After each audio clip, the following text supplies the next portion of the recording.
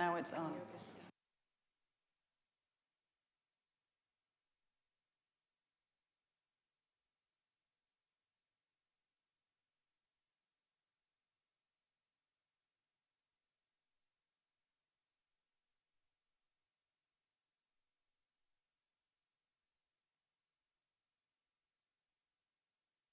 Right? How's that? Perfect? Okay. So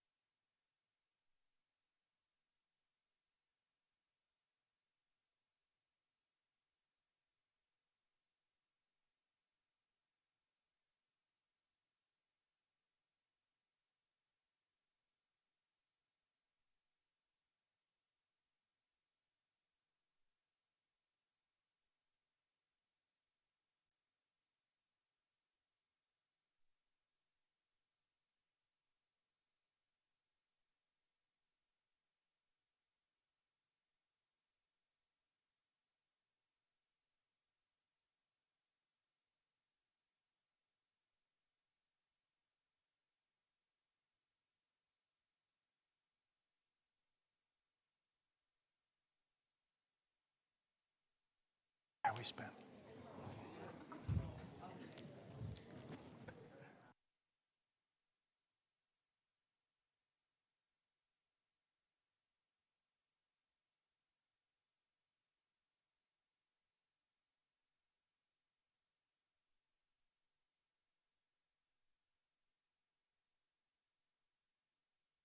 Ladies and gentlemen, good evening. If you could just take your seats, we'll get started. As you can see, the panelists, again, comfortable as well. It's a bit of a sort of a lounge setup, so we'll make this as informal but as instructive as possible. Welcome to this evening's sort of round table, which is part of our cycles of conferences on generating respect to the law. Today we'll be looking specifically at the question of translating IHL into military operations. And after this particular session as well, I would recommend you do step it outside. We have a quite beautiful exhibition on these issues as well.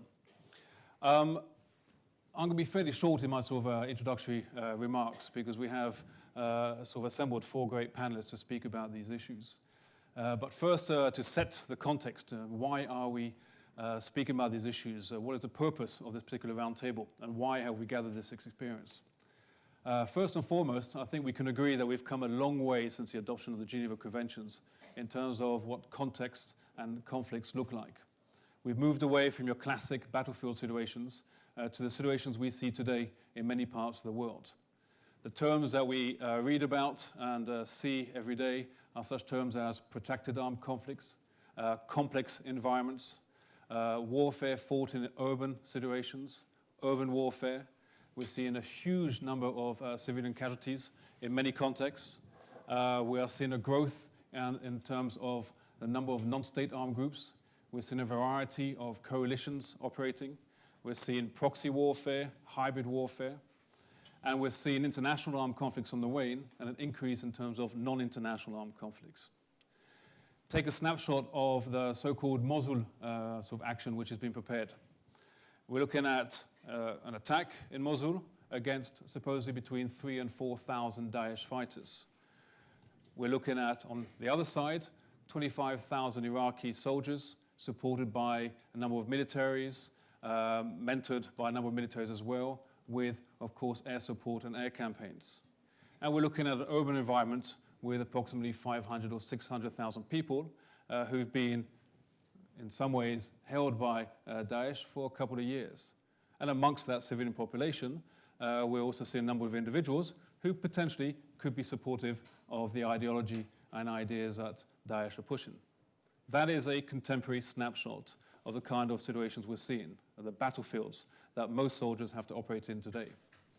So the questions we need to ask ourselves is how can we get the state armed forces, regular armed forces, to operate in these environments, to operate in an efficient manner, whilst at the same time fully respecting international humanitarian law. If we recall, the Geneva Conventions are quite clear. The states have to respect international humanitarian law. The responsibility for integrating, teaching, disseminating international humanitarian law, or for those of you amongst the military, the laws of armed conflict, is with states. The responsibility lies with the commanders in particular to instruct their subordinates in terms of how to operate, in developing the right legal frameworks, and we'll speak about rules of engagement, for instance, and SOPs, to ensure that the law is properly applied in the midst of hostilities.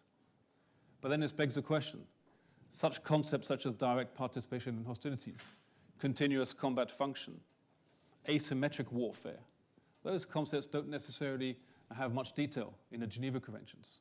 And so the added challenge today for most military operators is actually to translate IHL into operational realities with clear instructions based on terms which have not necessarily been agreed upon.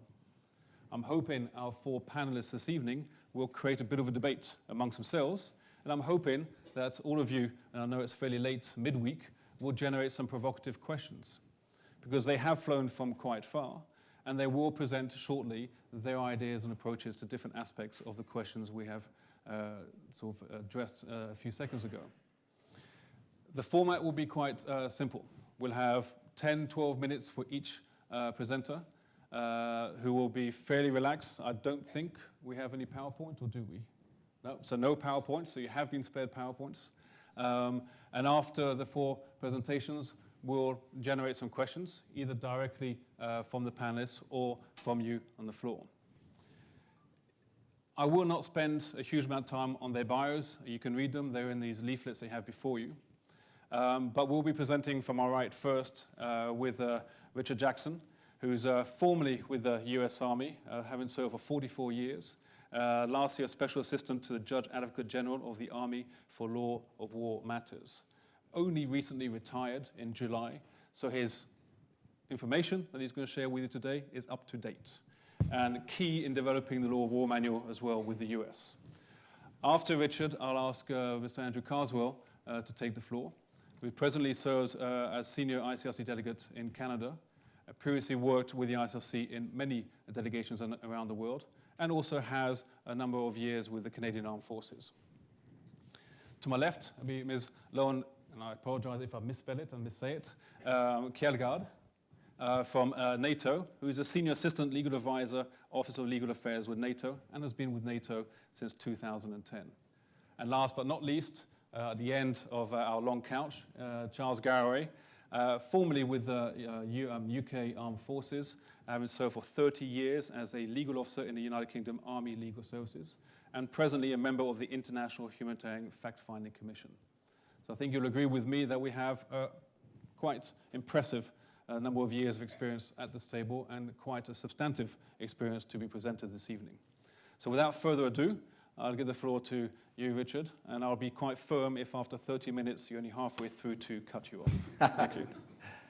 That's great. Thanks, Jamie. And thanks to the ICRC for inviting me here today. It's great to get back into Geneva, where I've made a lot of friends over the years. I started here in 2005, working across the street on the CCW delegation for the U.S.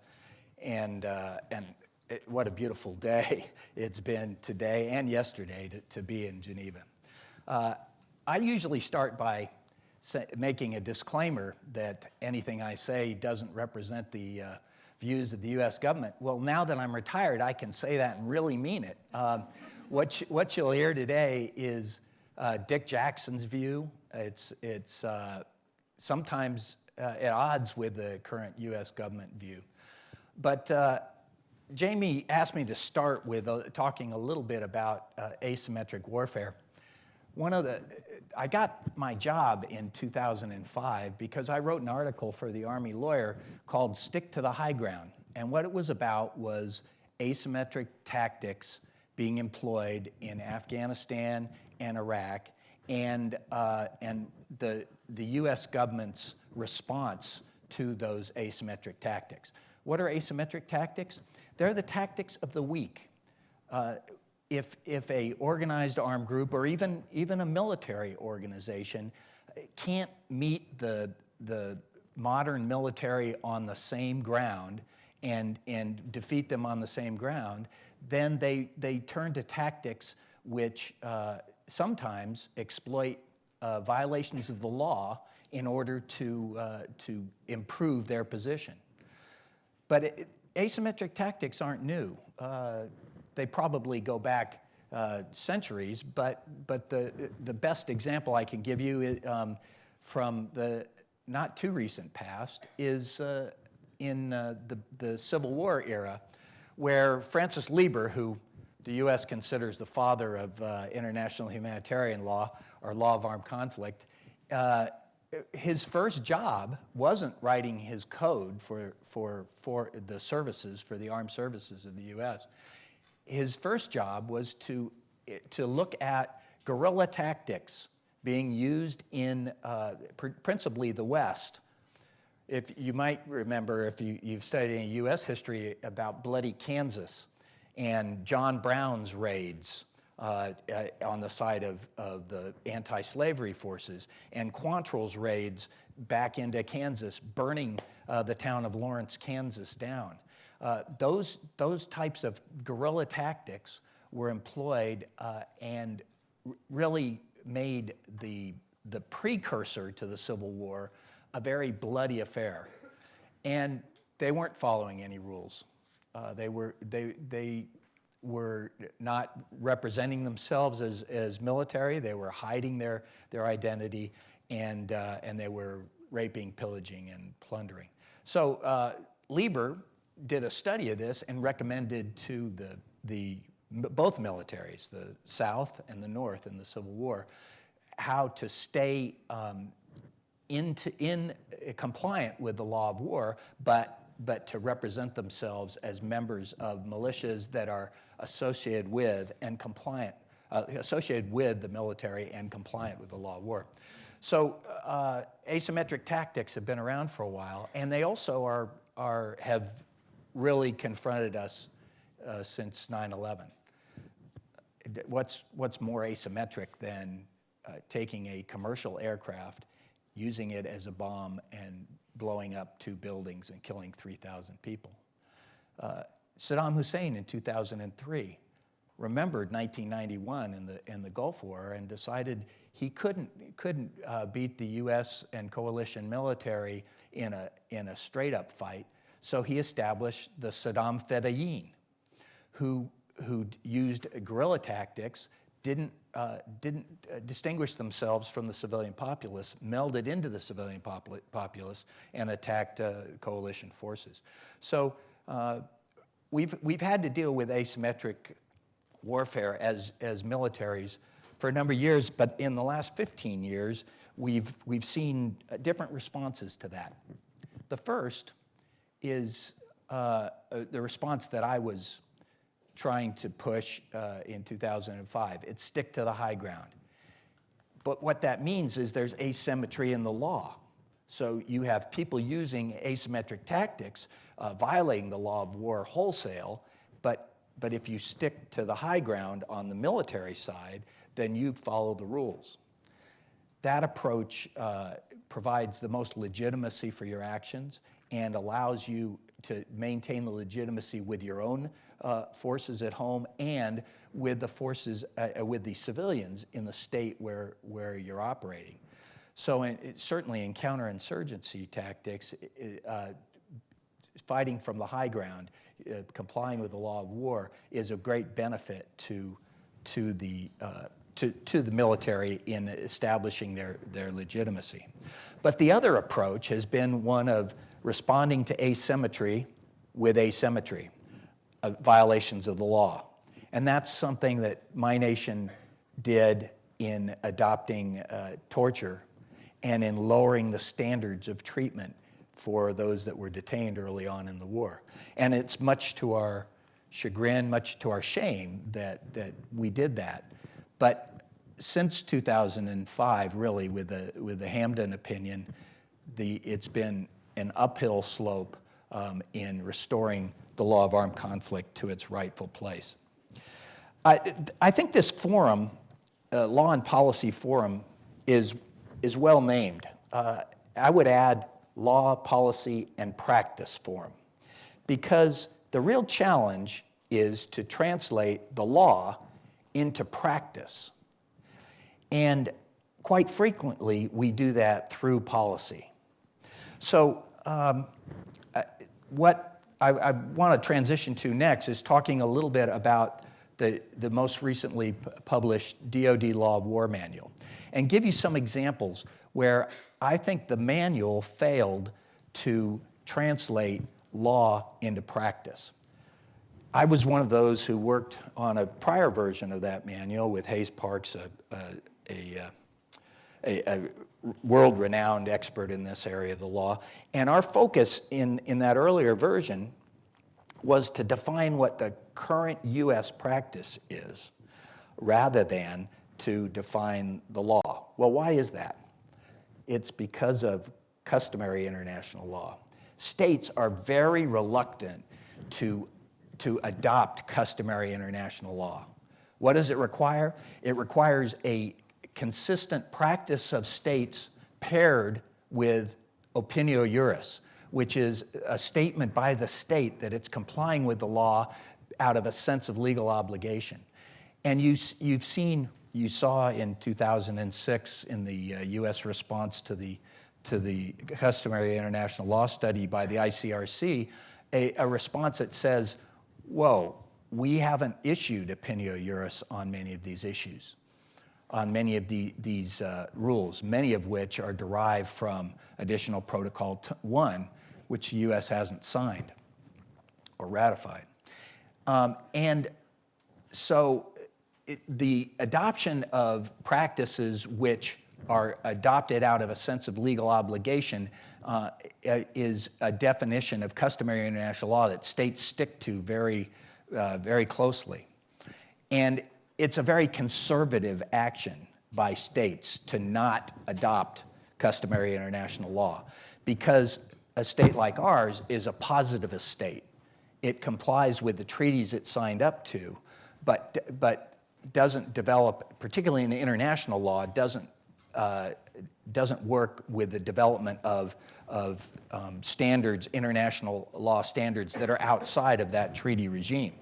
So what do you find if you look at the DoD Law of War Manual? You see the U.S. frozen in time between 1977 and 1986.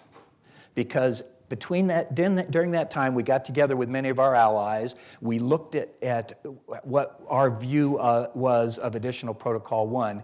We spotted some problems with it, particularly the adoption of anti-colonial entities that were called terrorists at that time as full-fledged members of the international community. It gave some legitimacy to organized armed groups or insurgent groups. But it also threatened civilians on the battlefield, because in Article 42 and 43 of Additional Protocol 1, it adopted standards that lessened the requirement of combatants on the battlefield to identify themselves and distinguish themselves from civilians on the battlefield. So that's what the DoD Law of War Manual represents. It represents our view, the U.S. view of Additional Protocol 1, circa 1986, when Mike Matheson, a State Department official, gave a cleared speech at American University about what the U.S. accepted as customary international law in Additional Protocol 1. And there have been a few controversies recently about those provisions. And I think it can be clarified if we understand that the statement in the DoD Law War Manual is what the U.S. believes is the law, not necessarily what their practice is on the battlefield. And I'll give you some examples of that. First one is the human shields provision. The human shields provision. No, let me start with the presumption of civilian status in section 5.5.3.2. It comments on Article 51 and 52.3 of Additional Protocol 1. And it says that it's not customary international law, first of all. And there have been a number of scholars over the years who have said that it's not customary international law, the presumption of civilian status. And it also it concentrates on this issue of doubt. It actually quotes the UK manual that talks where it talks about substantial doubt being the standard in order to clarify the civilian status. But what's the practice? The practice is not this legal standard like beyond a reasonable doubt presumption. What it is the presumption is on the battlefield, our soldiers say, if that's a civilian object, we presume it to be a civilian object until we're given information that changes that view.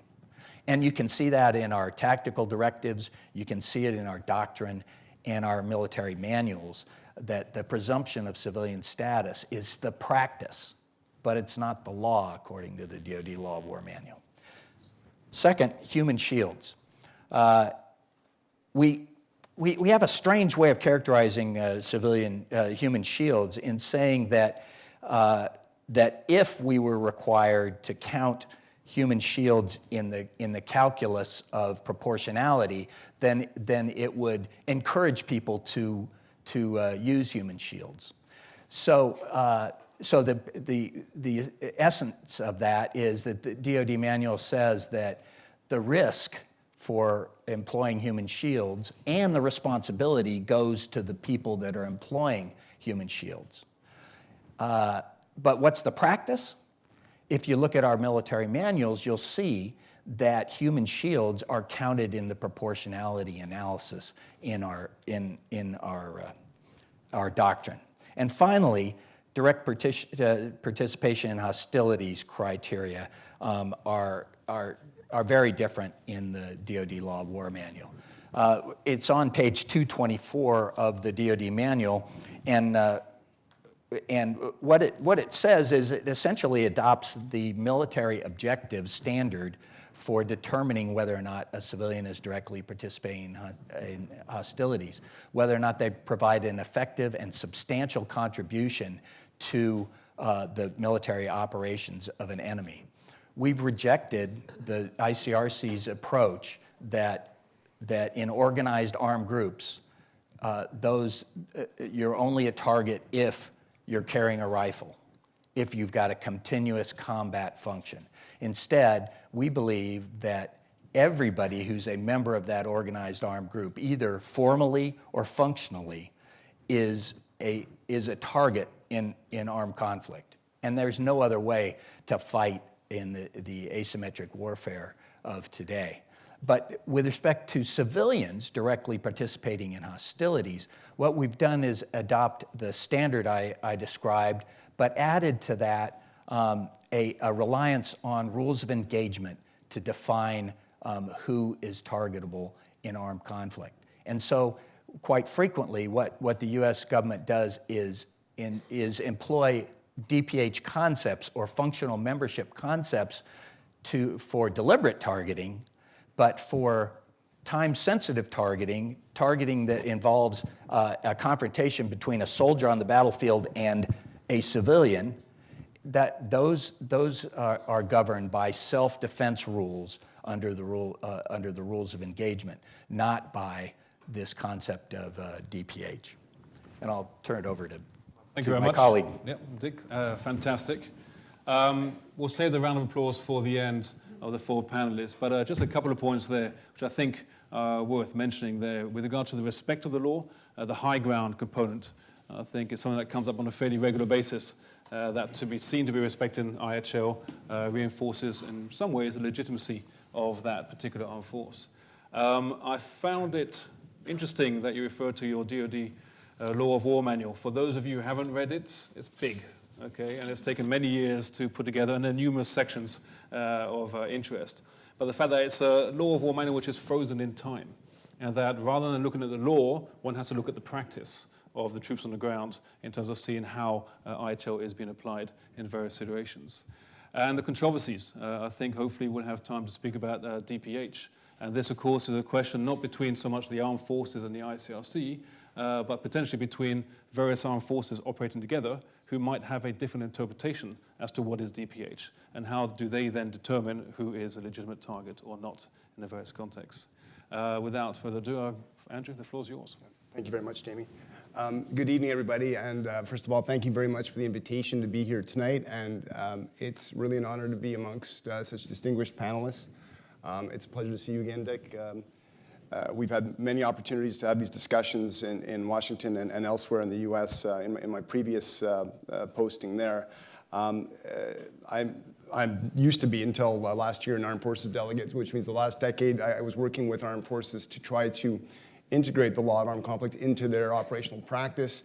And after 10 years, I can say it's an extremely challenging job with difficult to measure results. And it's sometimes a frustrating occupation.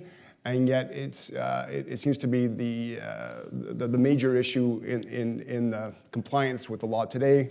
Not so much the development of the law, but the fact that the laws that currently exist, which is very good on paper, is not that great on practice in many cases. And the way in which ICRC approaches these things really began in the modern era with the production of the Roots of Behavior in War study in 2004. That wasn't a legal study, but rather a psychological study. It's being updated today, in fact, by Brian McQuinn and overseen by Jamie. But the previous study gave us a lot of food for thought. In very brief terms, what we took away from it at the unit that I was working in was that soldiers are not autonomous beings in the traditional sense of the word. That soldiers are a function of the orders they receive. That the psychological profile of the soldier is that they're conformists. They conform with each other individually. There's a sort of a dilution of responsibility that happens horizontally amongst members of a unit. It also looked at vertical dilution of responsibility, which goes between a subordinate and a commander. And you combine these two and you have something that the authors referred to as a moral disengagement to a certain degree. They're not going to an extreme with this, but I think it was a good thesis upon which to build the discussion. And from that point onward, ICRC started to readdress the way in which we work with arms carriers and started to move towards an approach that was about integration of the law. We now use that word very commonly, but it wasn't around until 2004, 2005. What they meant by that, what ICRC meant by the terminology, was integrating the law into operational practice via the instruments of military chain of command. In other words, if the soldier is not autonomous in the traditional sense, then where does his action come from? Well, it comes from his orders. His orders are a function of his rules of engagement, which are a function, and other instruments as well as SOPs, the operations order. But all that is derived much further up the chain. It starts really with strategic policy coming from the minister and from the chief of defense staff and working its way down into doctrine or policy. These things in turn affect the way in which you train on the field, but also in the way in which you educate in the classroom. And then, of course, the most important part, the most proximate instruments in terms of the way in which soldiers work are going to be at the operations level. And then following that, of course, extremely important to have a successful disciplinary system and a justice system. Put all together, these things are actually capable of changing the way in which soldiers do business. Now, we were talking about, or Dick was talking about asymmetric warfare. So I'm not going to get into that in detail because that really is a whole conversation in and of itself. Certainly, one tactical example of asymmetric warfare these days is that was discussed recently at the proportionality expert meeting that they had in Quebec City a couple of months ago, was the issue of of a unit that comes under ambush, and it's firing back against that ambush. It's in a populated area, and then what are the precautions that need to be taken in that reply? So we know what we have to distinguish. We know it has to be proportionate, and we know we have to take certain precautions. But what is feasible in those circumstances? That was a hot point of discussion and hasn't been fully resolved. But at a strategic level, the issue of asymmetry, I think, was demonstrated by the U.S. in '77 when it decided not to, and beyond, when it decided not to ratify or accede to Additional Protocol 1. And part of the rationality was that there was a watering down of the standard of combatant, in the sense that if you were a member of state armed forces, or you're a member of a militia belonging to the state, and you were carrying your arms openly during deployment and execution of an attack, that was going to be sufficient in terms of Additional Protocol 1 to warrant a combatant status. And from what I gather, the U.S. didn't agree with that standard, and this is this takes us back to now the terminology we use. Charlie Dunlap brought up the term of lawfare, this notion that you already described of using protection of IHL in order to make a military gain, however perfidious that might be. But another less discussed, and maybe not discussed at all, term might be the issue of asymmetric loitering, which is the notion that the law as it's written today is a product mostly of Western militaries who are at the table. There are others who are there too, but the discourse is dominated by those who tend to be pulling the trigger, those who are in the cockpit rather than those who are at the receiving end. As an adjunct to that phenomenon, there was a discernible leaning towards military necessity, which ICRC over the years has, in some cases, objected to. And it's quite understandable at the heart of it. In fact, and it's incumbent upon us to understand that armed forces are looking at these issues, and again, I don't want to speak for the armed forces at this table, and you can correct me if I'm wrong, but you're looking at it from the perspective of protecting the young women and men that you're putting into harm's way. And ICRC also has a great deal, 150 years of operational experience, but through the lens generally of the beneficiary of that law. So we're looking at it from the protection perspective, and necessarily those two come into interaction with each other, those two perspectives of military necessity versus humanity, if you want to really simplify the terminology. And necessarily we have to come to compromises. And that permeates the entire body of the law, of course. What becomes concerning from my perspective is when we see a more malleable approach by Western forces when it comes to the definition of a civilian as compared to the ICRC's opinion on that. So if we look at the debate on DPH, direct participation hostilities rather, and continuous combat function, we see an inclusive notion of who is a member of a non-state armed group. We see a relatively, but on the flip side, that the category of civilians is under-inclusive. And so where it becomes politically viable for states to say that that they're avoiding civilian casualties, or that they even have a zero civilian casualty policy, the question that we have to ask underneath that, and it's going to vary depending on who you're talking to, is how do you define civilian? And also, what happens? I mean, this notion of the presumption of civilian protection, I think it's the basis upon which we're operating at ICRC, but it's a completely different way of saying it if we don't have that presumption. And in fact, it would tend to undermine much of the logic that we're referring to.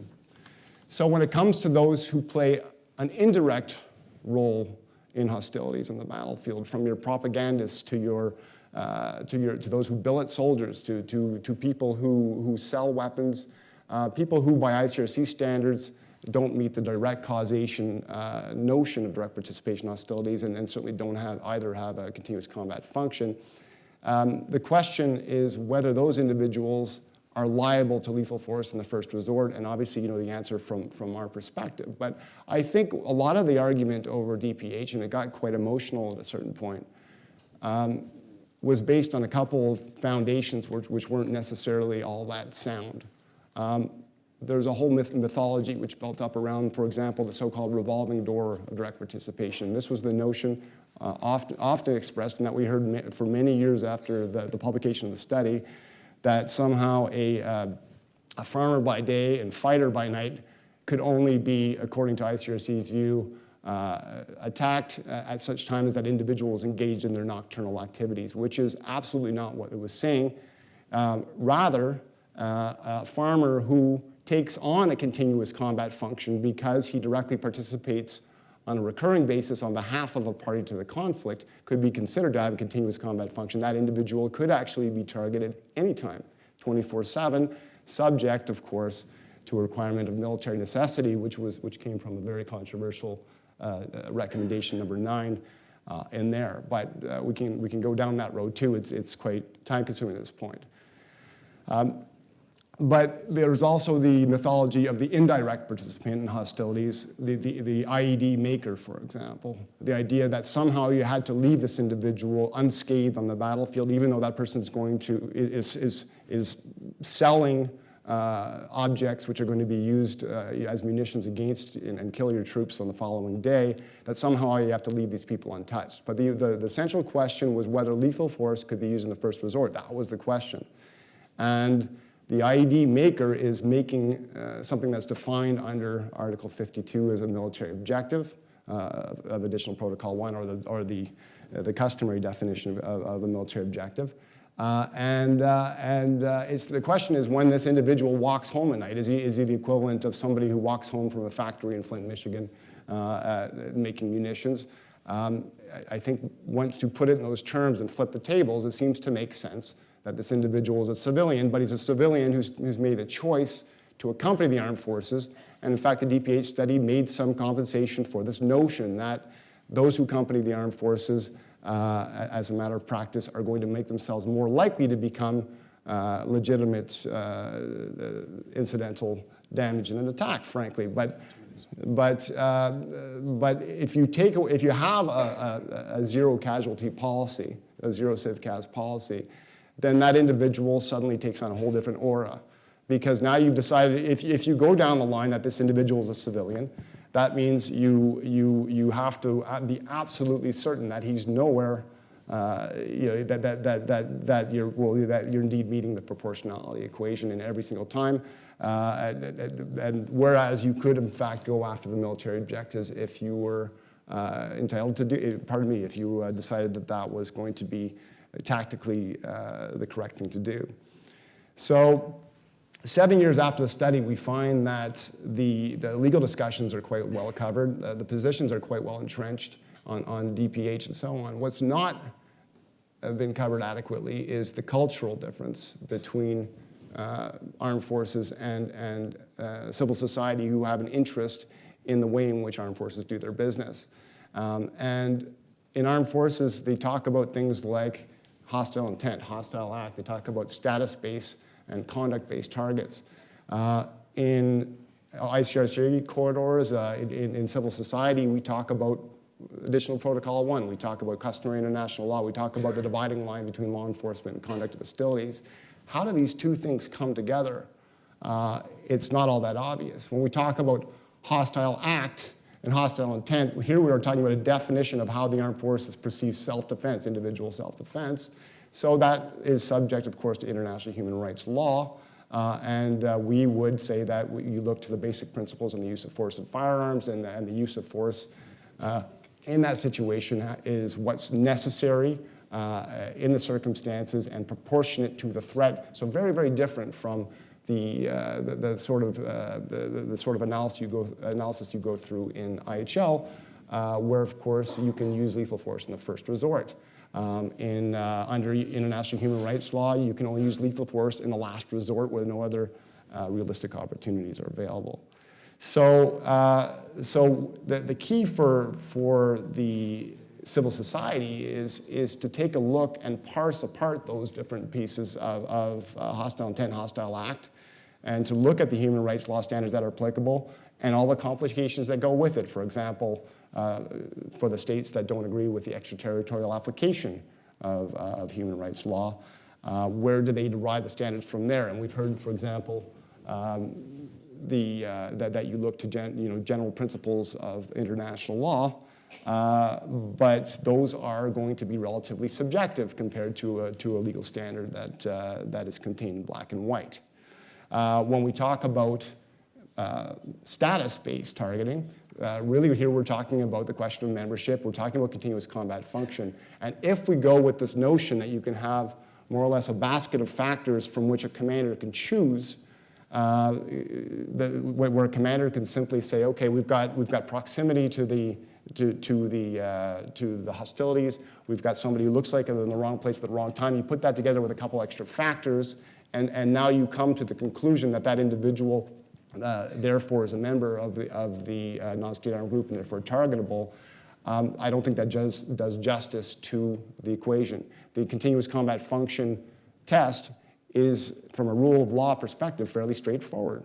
It says that you can demonstrate your membership. You can demonstrate your membership overtly by wearing a uniform, by carrying your weapons openly, and so on, or it can be deduced from direct participation in hostilities on a continuous basis on behalf of a party.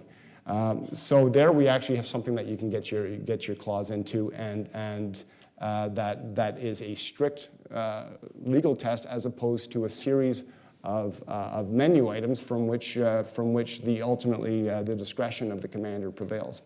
So I'll leave it at that, and I'm sorry to have gone a minute over time. Absolutely perfect. Thank you very much. So interesting. Andrew opened up a can of worms. I was looking over my shoulder there, and Dick was writing furiously some notes on DPH. But we'll allow you to respond, no doubt, at a later time.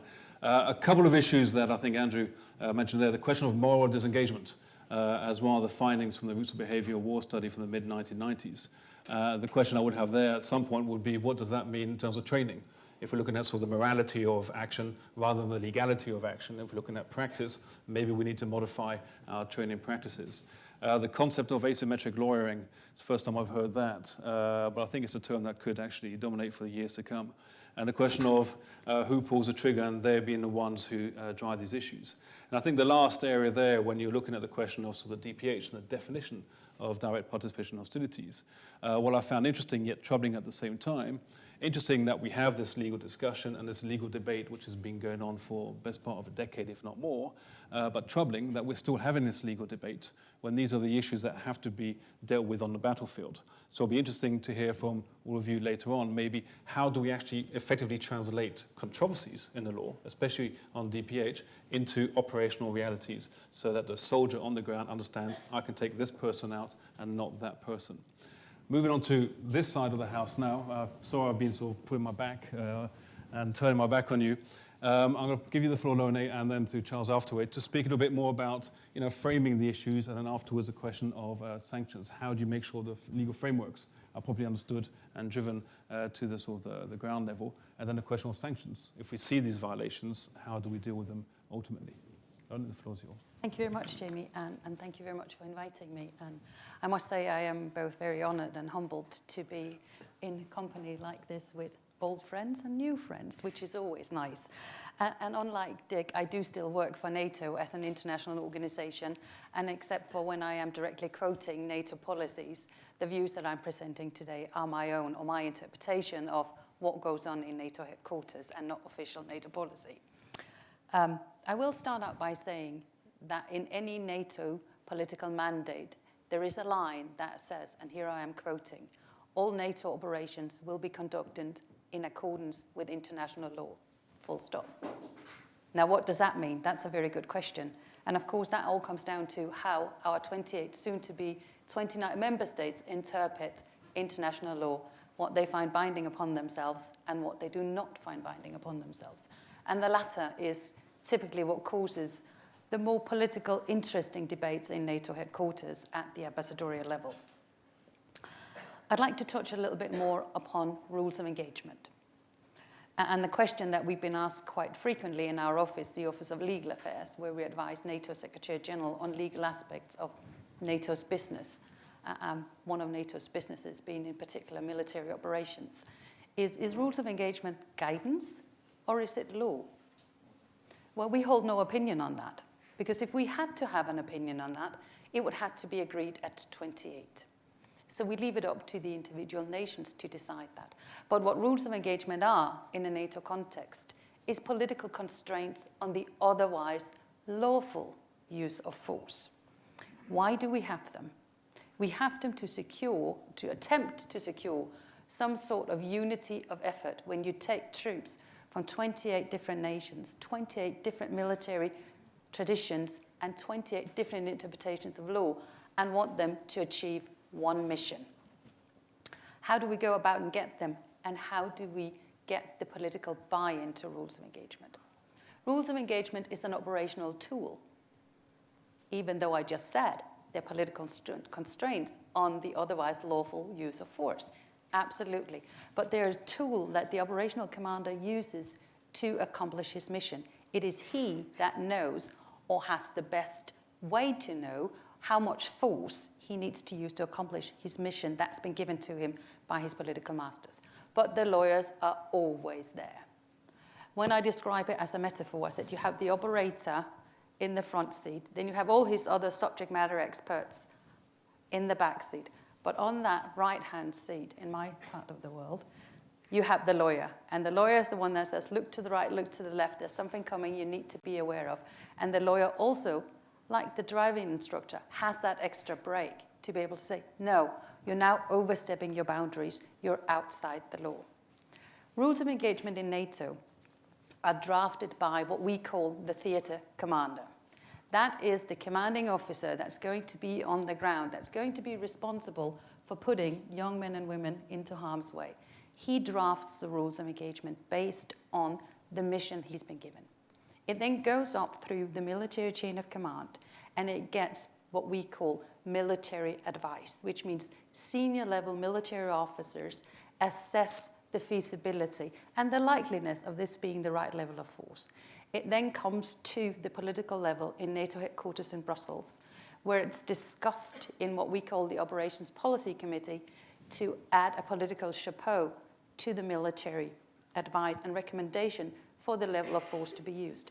That then goes back to capitals. So each and every nation, each and every of the 28 member states in their own parliaments sign up to this level of use of force. So it's approved at government level. At the same time, we also make it very clear to nation that no nation can be committed to do anything that is not in accordance with their own domestic legislation. And that goes without saying. Therefore, we quite often see national caveats coming back with the governments having approved the rules of engagement. A national caveat can, for instance, be that a nation's troops will not conduct mine clearance unless they're under the command and control of that particular nation. We call that an operational caveat. There can also be political caveats, such as a nation will not have its troops participate in certain types of combat because it's against their constitution, or they do not consider their troops trained to a sufficient level to carry out that kind of activities. It then comes from the capitals back to NATO headquarters in Brussels, where the ambassadors authorize them. It then goes to the senior or strategic commander, SACEUR, that sits in Mons. He can withhold some of this to ensure prudent political and military control with the level of force. But it then tinkers down the chain of command to the soldier on the ground. And we always encourage, and it's also in our operational plans, every nation to issue what we call a soldier's card. It's up to the nations if they wish to do so, but that soldier's card should spell out exactly what both Dick and Andrew said. What can you do? Short, clear, concise, under what circumstances? And I think you will know what I have to say about NATO's view on direct participation in hostility. We don't have a consolidated view on direct participation in hostility due to the simple fact that the 28 nations have not had, and here I am using my own words, the courage to take this discussion up. They have definitely talked about protection of civilians. They have definitely talked about the necessity to do more, and they are very aware of the fact that 26 of our member states have signed and ratified not only the Geneva Conventions, but also the 2 additional protocols, but 2 have not. And therein lies part of the problem and part of the discussions that we're having in headquarters. However, coming back to rules of engagement and touching directly upon what Andrew said, we do use the terms hostile act and hostile intent. We also make very clear that in a NATO context, rules of engagement do not touch upon self-defense at all. That's a national responsibility to be interpreted under national law. Does that cause trouble or difficulties when you're on the ground and you don't know whether you're operating inside your rules of engagement that authorizes you to use force if you come across a hostile intent, or whether or not you're going to go with your national understanding of self-defense? Of course it does. And it is one of the conundrums that we would love to solve. And we're working towards it, but we're not quite there yet. And I will say that we are guilty as charged when it comes to defining hostile intent as a threat based on capability and evidence, and indeed hostile act as committing or directly contributing to. So we choose different words, but I think Andrew touched very much upon the evaluation that we go through when we talk about this. It becomes even more difficult when we start talking about an asymmetric threat. NATO's been very aware of it and has put a great deal of common funding and common efforts into looking at how we can, as an organization, and for our led missions and operations, minimize the impact this has on particular civilians. Because we do realize that an asymmetric threat, like it was mentioned before, often happens in the urban area. What we also see is there is an asymmetric threat in cyber. And it's something we struggle to come to terms with, particularly as if you would have read both the Wales and the Warsaw Summit declarations. NATO takes a defensive posture when it comes to cyber. But it is no secret that a gifted 16-year-old in his mother's basement can take down infrastructure of most of our member states. And we have very little that we can do at the moment. But yet, both when we talk about more, if I can say the words, conventional asymmetric warfare and cyber asymmetric warfare, we put our efforts into finding the source of the danger earlier, so detecting. We have a number of centers of excellency that are like-minded nations that have come together and pooled their resources and their knowledge to try and develop tools to detect an asymmetric threat earlier so that we can use force earlier to take it out or use lesser force to take it out. The second focus we also have is focus on the means to minimize this threat, that we aim at using specially trained forces, special forces in particular, to take out these threats, because we do believe that that will cause lesser damage than if we use more conventional, traditional military forces. We take this into consideration in our operational planning, and we try hard to describe all the aspects of it. But again, coming back to everything we do has to be agreed at 28. So it is very different, and it is sometimes very difficult, because some of our nations are very forward-leaning in the cyber area. Some of our nations are very forward-leaning in the counterterrorism area, which is where you will find all the efforts against asymmetric warfare within NATO. It sits in our counterterrorism section. That, of course, poses another difficult question for NATO. Is counterterrorism a police task, or is it a military task? Some of our member states have both military and civilian components that deals with this. Others see it strictly as a police task, which is probably also why when you read our cyber concept and our counterterrorism concepts, you'll find that perhaps they are a little bit lacking on the action verbs. But that doesn't mean that we do not take it quite serious and do try to accommodate what is going on. One of the things that we're struggling with is, for instance, how can we contribute to, or at least not contradict, evidence collection and attribution in cyberspace. It is one of the challenges we have right now. But I'd like to talk a little bit more about what we actually do as an organization of 28 like-minded nations that agree everything by consensus to protect civilians in an armed conflict situation. And I use the word armed conflict situation quite deliberately because NATO do not classify conflicts. We leave that to the true experts. We will react either on a UN mandate, an invitation from a state, or in collective self-defense. Those are our legal mandates for us to intervene in a situation. What we do have, and what we have developed, and for NATO it has been quite a rapid development, is we do have a policy on protection of civilians. We do have a policy of protection of children in armed conflict, and we do have so-called military guidelines to prevent sexual and gender-based violence. What is unique about these policies is that we have not done it alone. I know in today's day and age that sounds like stating the obvious, but for NATO it has been quite an eye-opener to invite civil society, the UN, and the ICRC to come and work with us, to sit with us in our committee rooms, to participate as equal partners in our discussions on these topics. And I'd be honest to say we learned a lot. And I think that our closest cooperation partners also learned a lot about the way that we do business and what it is that we set out to achieve as an international organization.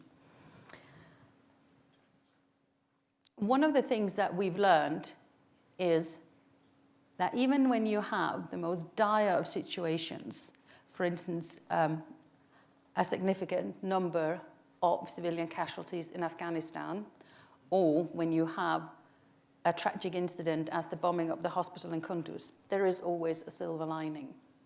We work very, very closely in my office and in our operations divisions in NATO headquarters with our ICRC colleagues in Brussels, looking at the report that the ICRC issued about lessons learned from Afghanistan. And some of that does pertain to exactly the things we're talking about here.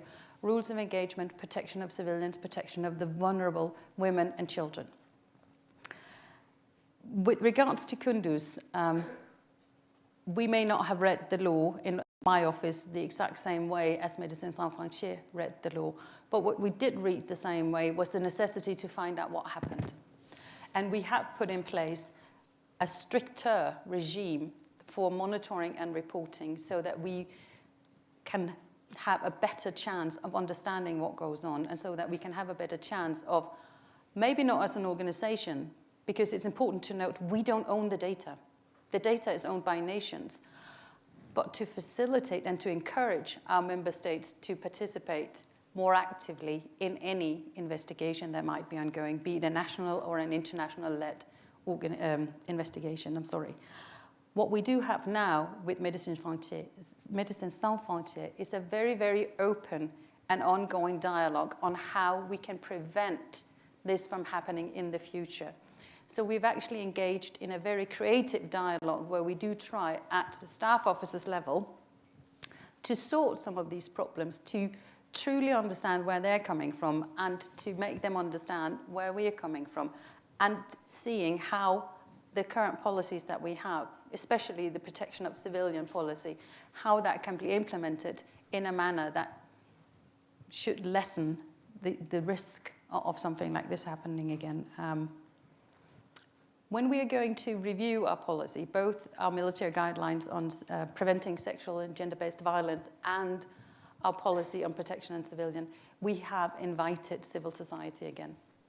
When it comes to women, peace and security, women being another vulnerable group when we talk about armed conflict situations, we have, where the Secretary General has a special representative who will have the very first meeting of her civil society advisory panel, where academia, international organizations, non-governmental organizations are brought together to offer a broader view on those particular topics to be taken into consideration by the organization.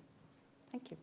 Thank you very much. And I think wonderful connection to sort of the legal issues that you raised to then start speaking about the frames and the framework so we can utilize to ensure that and encapsulates what the limitations are with regard to international humanitarian law.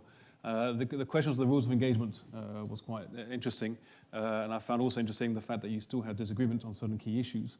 So the drafting process of these rules of engagement must be quite something and quite convoluted.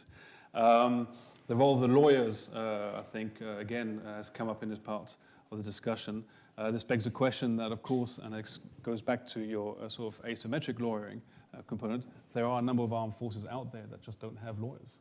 If you look at the US, there are thousands. If you look at some parts of the world, you might be lucky to have 1 or 2 lawyers. So the question maybe for later on is, how then do you translate the law without the lawyers? Maybe they do a better job without lawyers. I'm not too sure.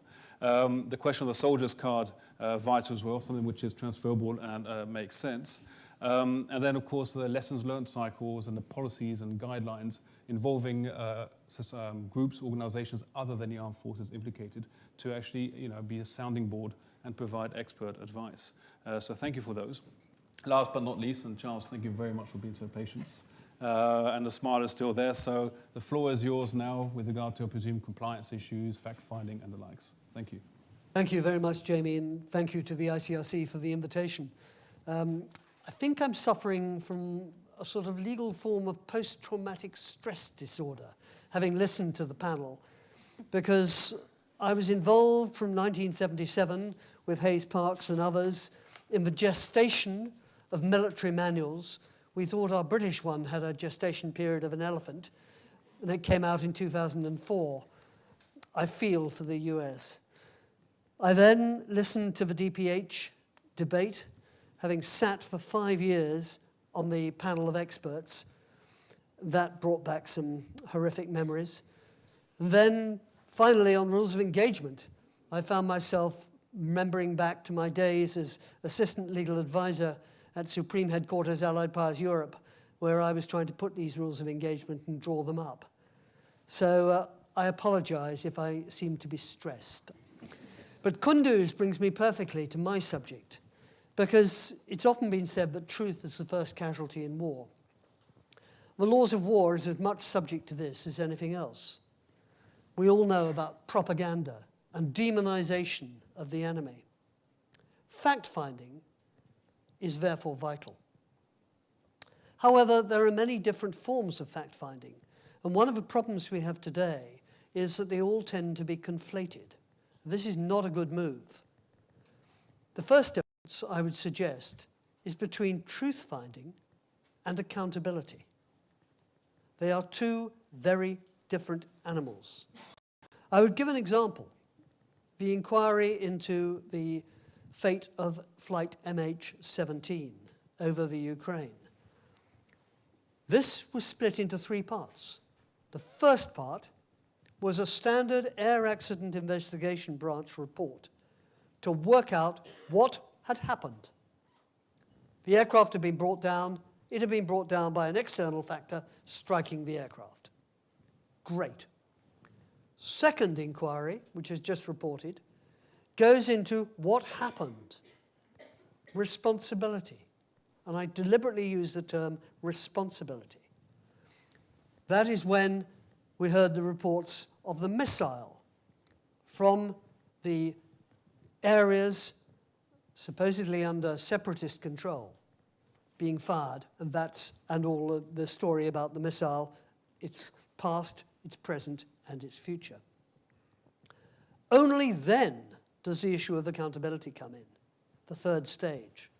Who is responsible as individuals? The correct order, I would suggest, is precisely that. International humanitarian law is essentially civil in nature. It deals with state responsibility. The criminal end of it, accountability, is the pointy end of the spear. The danger in militaries today is of reversing the order. Post-incident investigations, certainly in the UK, are increasingly being told to look into accountability, not what went wrong. And the UK is in a mess, frankly, at the moment, for just this reason. I don't work for the government any longer. I can say what I like. And this is precisely why, a little forgotten fact, evidence given before service inquiries cannot be used as evidence in subsequent criminal proceedings. They are separate issues: what went wrong and accountability. It doesn't mean you can't use that evidence to find further evidence. We don't have the fruit of the poison tree doctrine, but you cannot use that evidence. It's to encourage people to tell the truth. So the first question I would suggest is, what is the purpose of the inquiry? The second question is, what law applies? Increasingly, investigations into violations of international humanitarian law are being conducted by human rights bodies. But there are fundamental differences in philosophy. Human rights law starts with the result, essentially, a breach of the right, if it is found, puts the burden automatically back on the state. I stress state. This is not necessarily true in international humanitarian law, although Geneva law is close, with its starting point being a protection of victims. Humanity tempered by military necessity. Hague law, I would suggest, is different. Its starting point is the position of the attacker. It's military necessity tempered by humanity. I will give an example from some fact-finding I myself did. This was the attack on a civilian factory, and I won't state what country it was in. A human rights body came along, took one look, and said, civilian factory, no military advantage, ergo war crime. We came along, civilian factory, we could see no military advantage. But what we did see was that the attack had gone in at night when the workforce weren't there. Indicated somebody had taken precautions in attack. Also, they had used a precision-guided munition. They're expensive, and you don't just throw them around. It targeted a particular area of the factory. This indicated to us that from the point of view of the attacker, this was actually a high-value target, and considerable attempts had been made to minimize collateral damage. So that far from being a war crime, this was actually a good way of conducting a military operation. There is an argument for saying that the burden should always be on the state to justify their actions, but I would suggest, carried to absurdity, that makes war impossible. The European Court of Human Rights is becoming more realistic, I would suggest, in noting that standards of investigation may differ on the battlefield from those in peacetime. But has it gone far enough?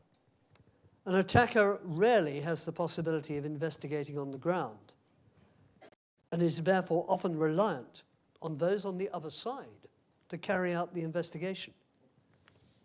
That brings us back to propaganda and truth-seeking. There is a need, I would suggest, for strong IHL compliance mechanisms. The International Humanitarian Fact-Finding Commission was set up in 1977 for exactly that purpose. But unfortunately, it has never been used. And to an extent, it is a child of the 1970s and hidebound by its treaty terms. But, and this is a huge but, the international humanitarian law community does desperately need to look at strengthening compliance mechanisms to face the new realities of today. If it doesn't, those compliance mechanisms will increasingly be taken over by human rights bodies who do not necessarily have the expertise in international humanitarian law that is required. If that happens, to quote one eminent scholar, there is a risk that international humanitarian law will be reconceptualized as a subset of international human rights law. And I would suggest that would be in nobody's interests, neither human rights lawyers nor international humanitarian lawyers. Thank you. A round of applause as we've finished all four speakers.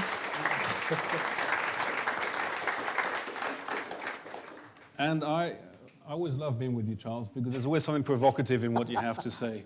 And being in Geneva, just so you know, there are a number of human rights organizations operating here, and no doubt some in the audience. So hopefully you have been tested somewhat with some of the conclusions here.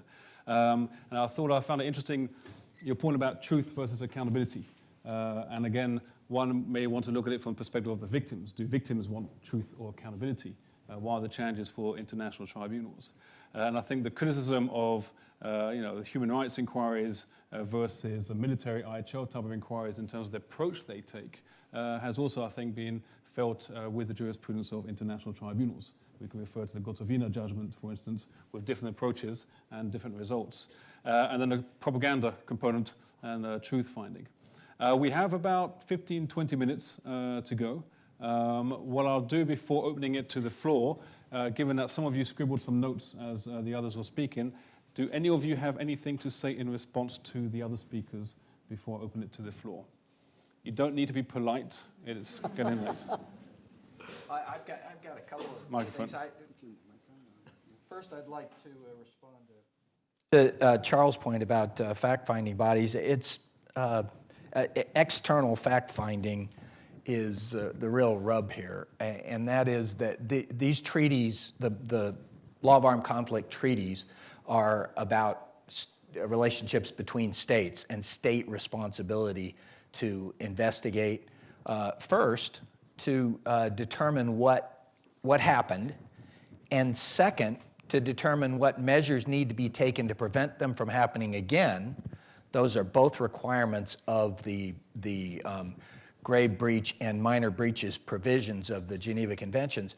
But finally, if there is criminality involved, to prosecute or extradite those that are responsible. So it's really hard to separate these three and somehow make it and avoid politicization of external entities. I agree completely on human rights bodies and the need for more compliance, and states have had some discussions along this area recently, and I'm really hopeful that that'll happen. I think you all ought to read my friend Andrew's article outside that's on the table out here about operationalizing the IHL, because I agree with just about 90% of it, maybe 99% of it. What he reflects is something a colleague of mine used to say that rules of engagement development are about training, not lawyering. And the training of rules of engagement is a critical aspect of implementation of IHL.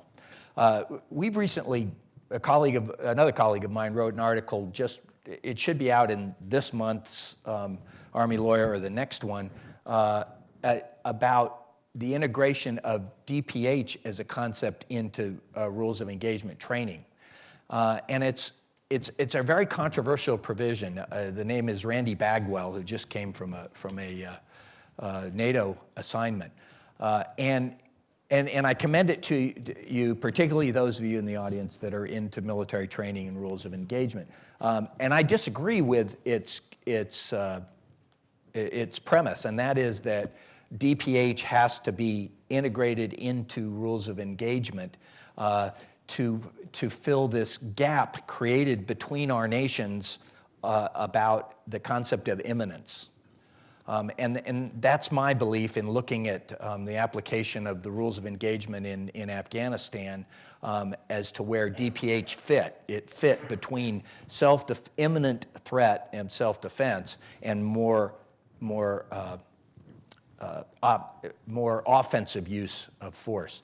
I would say that DPH is a dangerous concept if it becomes guidance to a soldier who's walking down a street and it goes beyond immediate threat to that soldier.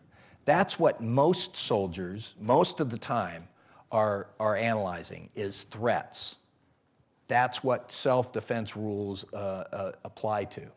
Now, in high-intensity conflict, where you have targets and you're between states, you're going to go with status-based targeting.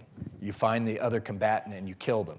But in counterinsurgency operations, in asymmetric warfare that we've been involved in now, we really need to avoid having soldiers on patrol applying a DPH as a standard. Where it is useful and where we found it very helpful is to incorporate these concepts in deliberate targeting at a very high level.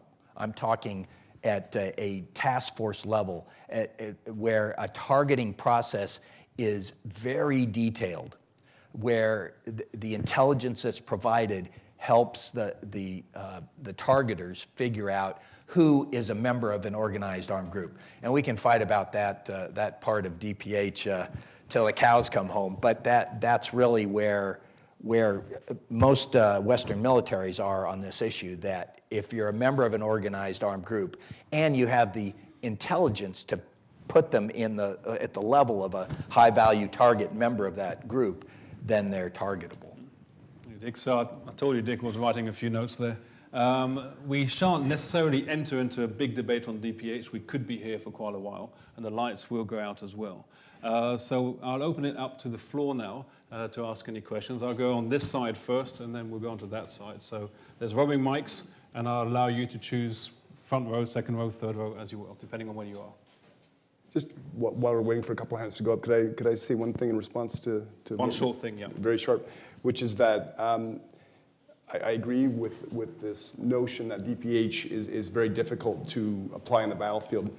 And I think it's important to bear in mind that the ROE construct, the NATO, the US, similar ROE constructs, they do allow, they're ingenious in the sense that they allow for these two types of targeting at the same time. So in the sense, you shouldn't ever be in a position as a soldier where your life is at risk and you have to make a complicated legal decision by virtue of what you call a conduct-based ROE. So you always have the right to defend yourself. The question, when the question becomes manifest, is where you have a complex issue. It's going to be the cook or whatever. Take your traditional, very controversial piece on the other side who also might have a continuous combat function, or this is all very complex. That decision is made in the planning room. It's made by a J5. It's with a LEGAD by his side in the targeting cell, and this is going to be done in a way that's allowed to go through this process. So. It doesn't take away from the safety of the soldiers, what I'm saying, the complexity. Yeah, As you can see, we'll stop the debate just there. Sure. As I said, we'll have a drink afterwards on DPH. We'll take 3 questions and sort of put them together and then have you all answer. So at least 3 on this side. Thank you so much. Is it working? Yeah, quick question. All 4 of you panelists have been involved in, quote, translating IHL into military operations in your work. My question really is, what would be the 2 or 3 greatest challenges you've consistently come across, whether practical or legal? Because that's often not talked about. And I'm just wondering from the practical angle, what has that been? Thank you. The 3 in this row here. Yeah, there's one there. So we'll take Robert 4. James Parsons, journalist and writer and other things. But as a journalist and a writer, and a translator, I'd like to thank you all for being so articulate on a difficult subject. I found it remarkably easy to follow you. So thank you. 2 brief questions for Madame Jelgaard. First of all, you spoke of the policy of protection of children of NATO. The United States has not ratified the Convention on the Rights of the Child and has no definition of a child.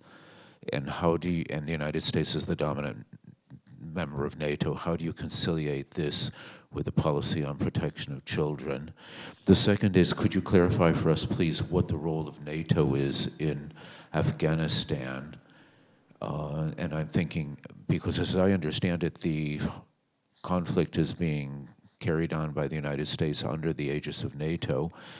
And we have the bombing just a year ago this week of the hospital there, and then the United States came back the next day and bulldozed the ruins and whatever, and has refused an inquiry. And there's something there that doesn't seem right at all in terms of any sort of law. And could you clarify the role of NATO and how it might affect a matter such as this? And again, thank you. 2 more questions here. We'll make them short questions.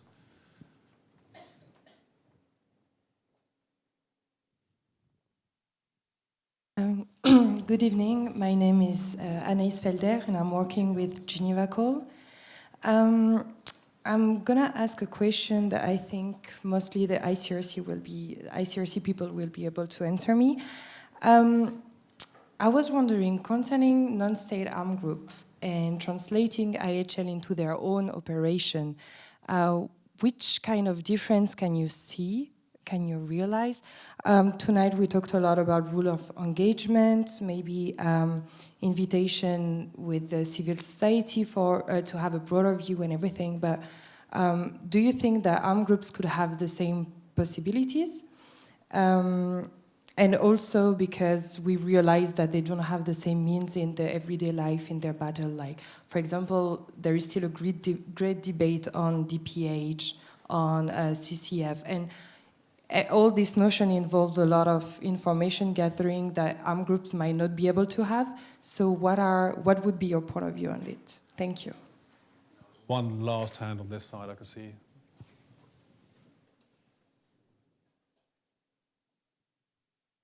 Thank you very much for a very interesting discussion. I personally have hundreds of questions for you, but I came up with just 1.5. Yes, thank you. So I'm having additional protocol 1 here. I know not all the states are party to it, unfortunately, but there's Article 57.3 that says if you have a choice of different actions for the similar military advantage, you should choose the one that is least, or how they say, least danger to civilian lives and civilian objects. Jean Pictet, not in his commentary, but in his book, says that it's better to wound than kill and capture than wound. I know I might be called a silly idealist here, but do you actually have it somehow in the military operations? And if yes, how do you purport it? I don't know, how do you sustain it? Thank you. 4 questions. Can I just see a show of hands from this side to see how many questions we might have? At least a couple. Okay, so 3 or so, thereabouts. So we have quite a few interesting questions. The 2 or 3 challenges, how about 1 challenge each, if possible? Yeah, I think my biggest challenge is really integrating these concepts of self-defense, direct participation, hostilities, and feasible precautions. And you can see that problem if you read the inquiry that's been released by the U.S. government on Kunduz, on the MSF facility, because the author of that mixed these 3 concepts up in ways that make it indecipherable for me. My greatest challenge was handling prisoners of war in the 1991 Gulf War. It was persuading the military that this was a serious business and needed careful and detailed planning. Comments like, we'll capture them, we'll worry about them when we capture them, is a little bit late. If you have a challenge, and also there are 2 NATO questions as well, which are directly for you. The biggest challenge when you work in NATO is also the biggest strength, and it's the multinationality, and it is decision-making by consensus. It means that 28 nations has to come to a common understanding of their national law and combine it into one NATO document. And that leads me straight into the answer to your question, sir. In the policy on protection of civilian and armed conflict, the United States, like other nations who do not necessarily have a definition of a child, use the definition for NATO purposes. And that is an opt-out or an opt-in that is used in a number of different circumstances. So there is a definition of what constitutes a child for the purposes of this particular policy. It is not crystal clear and crisp as one would love as a lawyer, but leaves room for interpretation so that our American colleagues can also adhere to the policy or respect the policy. With regards to NATO's operations in Afghanistan, I think it's important that we all understand that on the 31st of December 2014, NATO ceased combat operations in Afghanistan. On the 1st of January 2015, we started a training, advise and assist mission in Afghanistan at the invitation of the Afghan government. NATO was invited to come with a number of partner nations that are approved by the Afghan government, as well as all the activities that we undertake are approved by the Afghan government before we commence. The United States, at the invitation of the Afghan government, are conducting certain counterterrorism operations in Afghanistan. Those counterterrorism operations, with the consent of the Afghan government, does include an element of using armed force. I can't read my own notes. Yes, inquiries. There was two inquiries after the incident in Kunduz. There was one by NATO, which looked into the administrative side of it, the procedures. Has anything from our side gone wrong? And if yes, how can we rectify it? It did not look at what Charles talked about, accountability. It looked at responsibility. The reason it didn't look at accountability is quite clear, because NATO doesn't have the mandate or the right to prosecute or even investigate anybody. That rests with the sending state. The United States, on the other hand, were quite quick in accepting responsibility, or at least, well, accepting responsibility, and that they had had a role in what happened. And the United States followed their own national procedures and conducted a full investigation following their own procedures. I will not comment on the content of the report, but I think it suffices to say that the United States did do what was expected of them, at least from NATO as an organization's perspective. The fact that they saw what had happened, they reported, they monitored, they investigated. I hope that clarifies the matter. Could I just add that we have ratified the Child Soldier Protocol to the Convention on the Rights of the Child. And we view that as a law of war treaty and a responsibility to keep our child soldiers off the battlefield, which is what that protocol requires. If I can just come in on the Geneva Call point. One of the things that was done with the original Libyan rebels, if you like, the Benghazi rebels, was there was a request made to a number of academics, of which in my academic hat I was one, to prepare conduct cards, simple soldiers' cards for the soldiers in the field. And we did that. So that is one practical example of something that can be done even with non-state armed groups. Of course, it depends on the non-state armed group and their willingness to comply with the law at all. Andrew, if you want to mention our work on non-state armed groups, as well as take the last question, which was a citation from Article 57.3 of Additional Protocol 1. Thank you very much. You must be legally trained. So, Andrew, the floor is yours. Thanks. First on non-state armed groups. I worked with some of the groups from Syria at a certain point, and it was interesting that you had to get past a couple of existential issues when you're teaching them about IHL in the beginning, and then also in terms of the operational practice and how they follow through. But existential question number one is, how do you deconflict with Sharia, which is something that has to be done delicately and properly with an expert, in which case I'm not an expert, and it's very helpful to have a PhD in Sharia to help you through that process. The next issue of an existential nature is the fact that these groups are not parties to the treaties that you're talking about in the traditional sense. They're bound by international humanitarian law. We know that construct is there. But how do you convince them that they're bound by the obligations of the very state which they're sometimes fighting to overtake? And then it goes well beyond that too. You have the issue of detention. When you're talking to a non-state armed group about detaining under IHL, you're working under the construct of Common Article 3, which is certainly applicable and recognizes that there will be detention by non-state armed groups, which is fine, but you're also going to be contemplating a situation in which they're violating domestic law, and the list goes on. But when you're talking about non-state armed groups, it's just a completely different paradigm, and Geneva Call is an amazing organization which deals with that issue very competently. So thanks for the question. Regarding 57, if I understand well, you were getting at the point of recommendation 9, effectively, of the DPH study in terms of the situation in which you have to, whether there's an obligation to use minimum force in situations, even where you have a military target in front of you has already been defined, you've already met the distinction principle.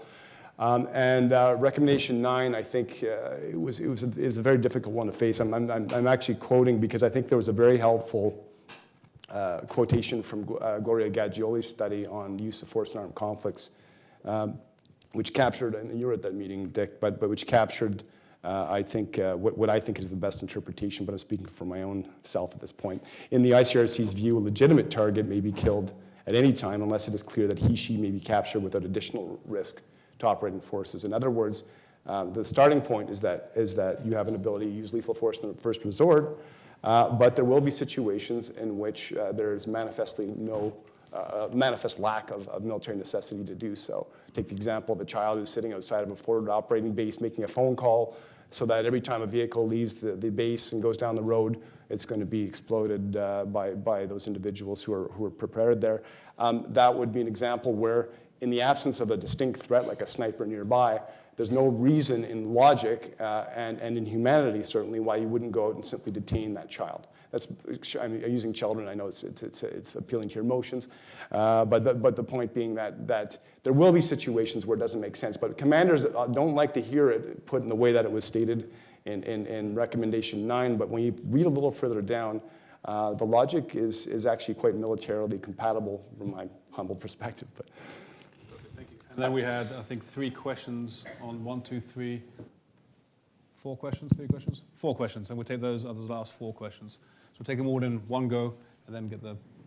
Jamie, we can't let that go without saying that is the most controversial provision in the DPH study, and that many states and experts disputed that provision. In fact, many of them withdrew from the process because of that provision. So, for those of you who haven't read the DPH study, I recommend that you do read it and pay particular attention to Section 9 of the DPH study in terms of mitigating humanitarian suffering and using less force. Controversy amongst the experts, but we'll leave it at that for the time being, please. Thank you very much for your presentation and time. My name is Louisa Giroud. I'm a student at the Geneva School of Diplomacy. My question actually goes to Mr. Jackson. In terms of international law, we can definitely see that the intervention of the US in Iraq was illegal. So do you believe or maybe understand why the international community has less trust in the US interest in the intervention in Syria? Thank you.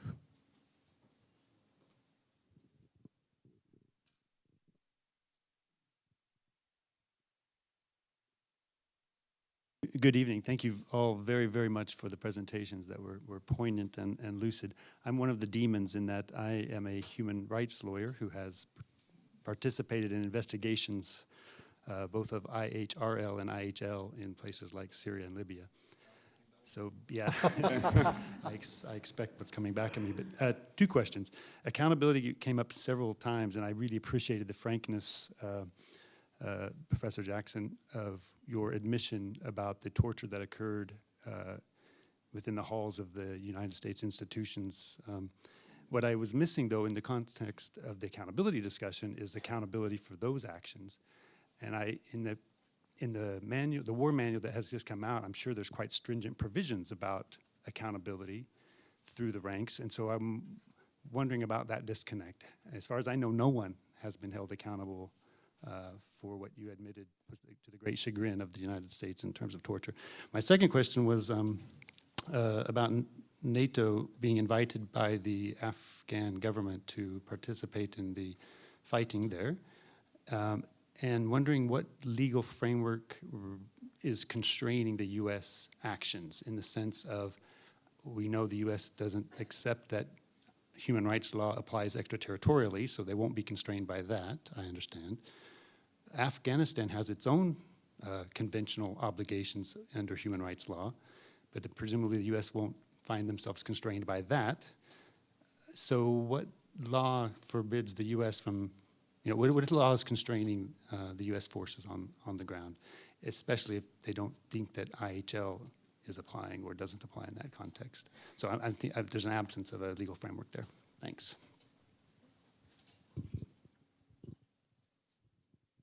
Thank you so much. And I'm very sorry to come back to DPH again.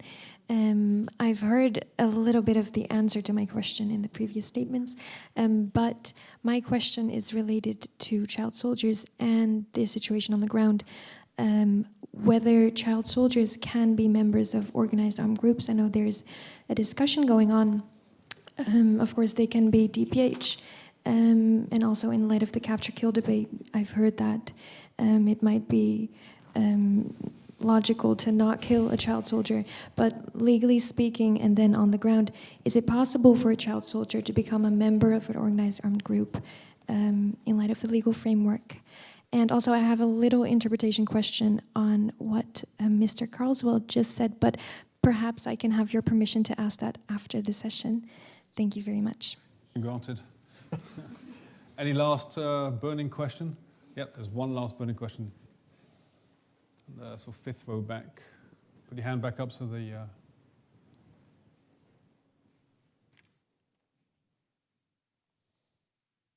Thank you very much for organizing this event.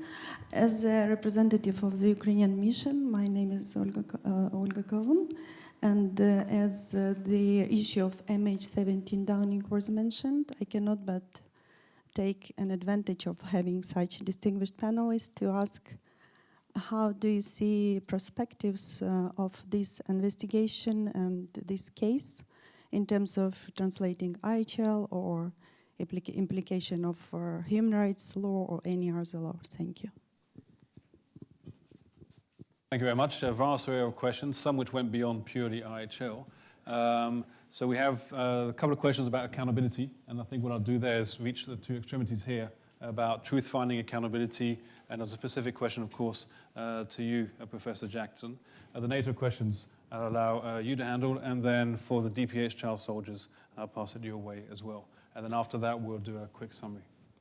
So Charles and I think you guys are on the truth and accountability positions. Well, the question about accountability really at the highest levels for torture is really a political question and not one that I can have any input on. In fact, the President of the United States decided not to prosecute those that were following the orders of their superiors in conducting those interrogations, using those enhanced interrogation techniques.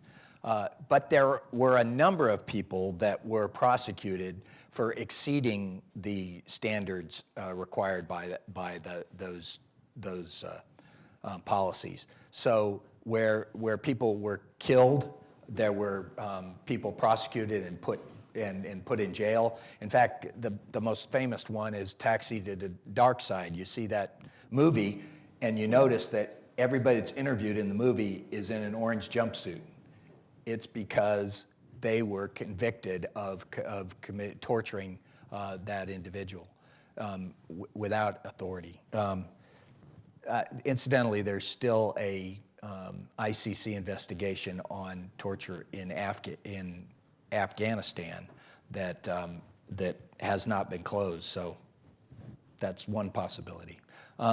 The first question about the intervention in Iraq, I didn't personally agree with the intervention in Iraq, but that's a jus ad bellum question and not one that I really have any expertise in. It's a matter of international law and the UN Charter application. So there's been a lot written on that. You could do some research on that. I had one other, constraint of Afghan counter-terrorist actions. Those are constrained by the law of armed conflict, or IHL.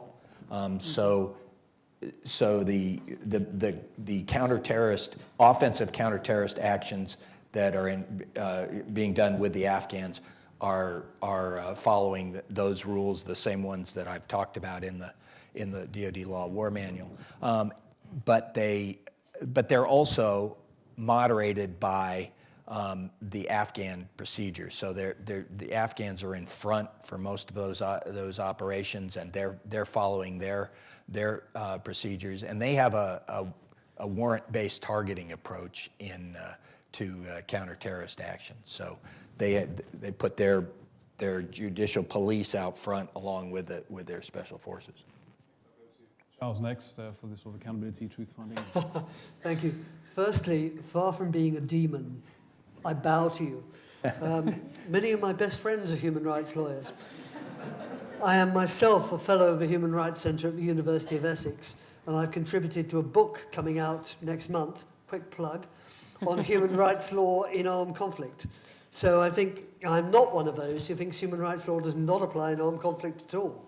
The question is how to make these two great branches of public international law sit side by side and make them so that they don't conflict with each other. That's been the challenge. And that's, I think, why we need to cooperate on inquiries and not simply put them all in one particular basket. That's my point on that.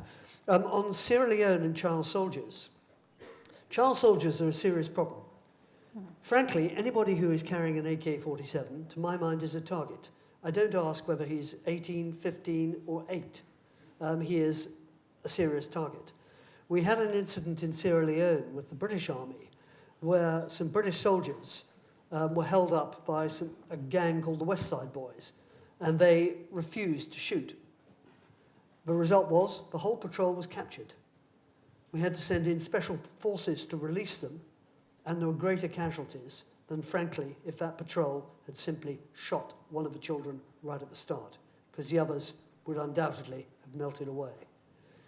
Child soldiers, can they be parts of an armed group? Yes, they can. Can they legally be part of an armed group? No, they can't. But we live in the real world, and they are there. And it's a real problem. Ukraine. I think the Dutch have so far handled it perfectly because they have gone into these 3 divisions. And Pache, Dick, I think those 3 divisions are important because they've gone step by step. Where they go from here is much more difficult. They can certainly work out who is accountable. They can actually use evidence and intelligence which they have to try to track that down. But the next question is, what happens then? And where is there a forum that can deal with this matter? And that is going to be much, much more difficult. And I'm afraid I don't know the answer. I wish I did. Yes, thank you very much.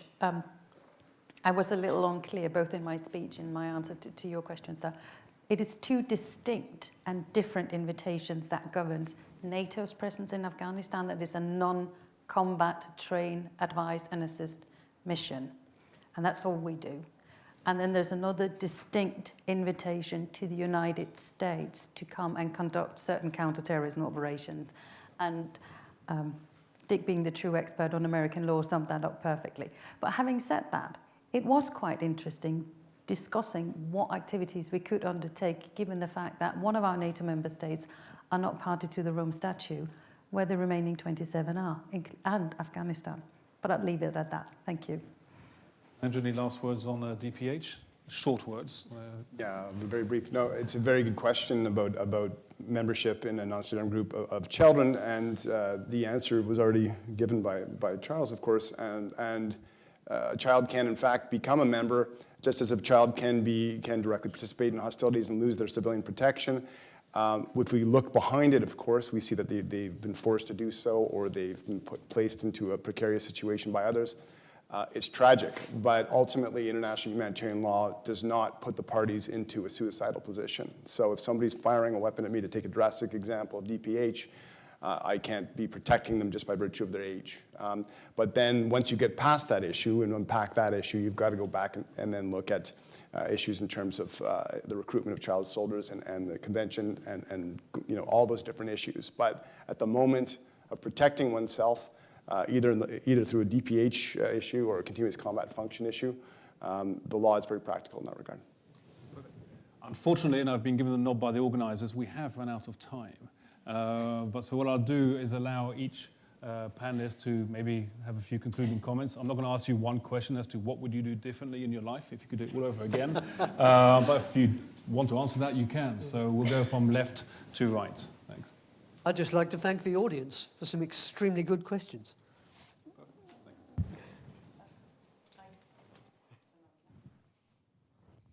I ditto that, and I'd like, if I could, ask you to leave with one takeaway, and that is that as an international organization, NATO is trying to create benchmarks for ourselves and for our nations to follow.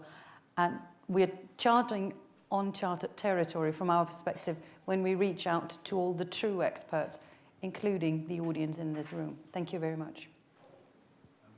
If I can beg one thing of all of you who are interested in this area of law, it's to really get to understand rules of engagement as part and parcel of the study of international humanitarian law and of the international human rights laws that applies to the use of force, because until we get those two things reconciled together, we're speaking different languages, different cultures, and we already have different perspectives between military necessity and humanity. So very important to sit down and really balance these things out and not to come away with a politicization either of these subjects. There's a great publication by San Remo on a training manual on rules of engagement that I commend any of you that are working in this area to use as a training tool. I wanted to add an additional challenge that we really haven't talked about here, and that is in these asymmetric type conflicts that we have, hybrid conflicts, whatever you want to call them, the huge challenge is characterization of the conflict. And characterization of the conflict is done at when I was a young soldier, I used to call echelons above reality, okay? People are deciding what type of conflict it is in the halls of the White House, the National Security Council staff. The ICRC is talking about it in a room up here. But the soldier on the ground hasn't got a clue as to what kind of conflict they're going into here. And it's really important for defining the law that applies. Okay, we used to teach at the Army JAG School. You ask what kind of place is involved and what kind of person is involved to decide what law to apply. So international armed conflict law is robust. There's a lot of it. Non-international armed conflict, and that's really most of the conflicts we've been involved in recently, it has very little law to apply. Common Article 3 and Additional Protocol 2. So characterization of the conflict is the toughest nut to crack. Now, what's the solution to that? What I've been pushing since 2005 is to apply international armed conflict standards whenever you're involved in an armed conflict, because that gives you plenty of law and it protects the victims of conflict. If you apply the 4 Geneva Conventions to your activity as a matter of policy rather than as a matter of law, you don't have this conundrum of defining the conflict.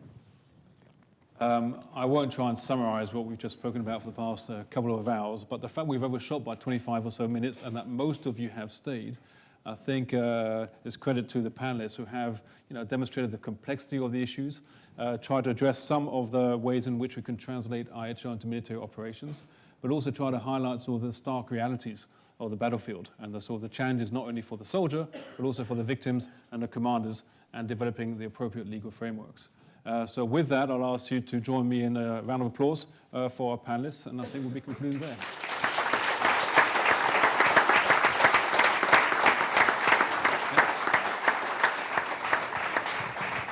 And I have been informed, as you terribly want to speak about direct participation in hostilities, that we are having drinks upstairs in the cafeteria, so you can prolong the conversation there. Thank you.